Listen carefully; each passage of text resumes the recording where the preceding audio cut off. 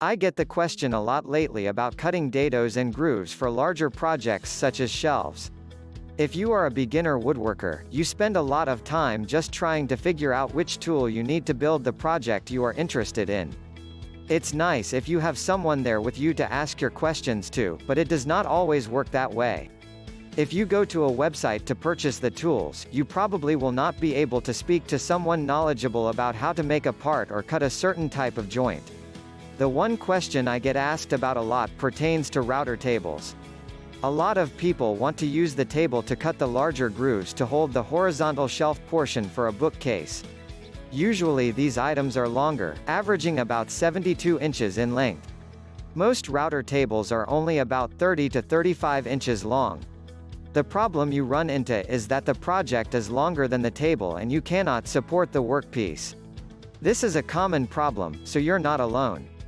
Unless you work in a cabinet shop, you are going to have to figure out a way to support your workpiece. You can always go out and buy a roller stand for the support. I recommend setting up some sort of bench stand. Even boxes that help hold your workpiece have worked. The whole idea is to make something work and then take it apart. Again, this is very common. Cutting the grooves is left best to two different tools. The first is the table saw. You really need to have a dado blade set up in the table saw to do a decent job that will not take you all day. The table saw allows you to cut the grooves in 1 or 2 passes. Again, because the pieces are larger, you will have to fashion some sort of support. The other tool you can use is a handheld router. You will need an edge guide for this method.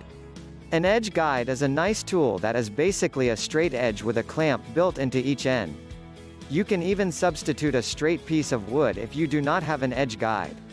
You will want to install a straight bit into your router and line up the edge of the cutter with a line you have drawn on your project.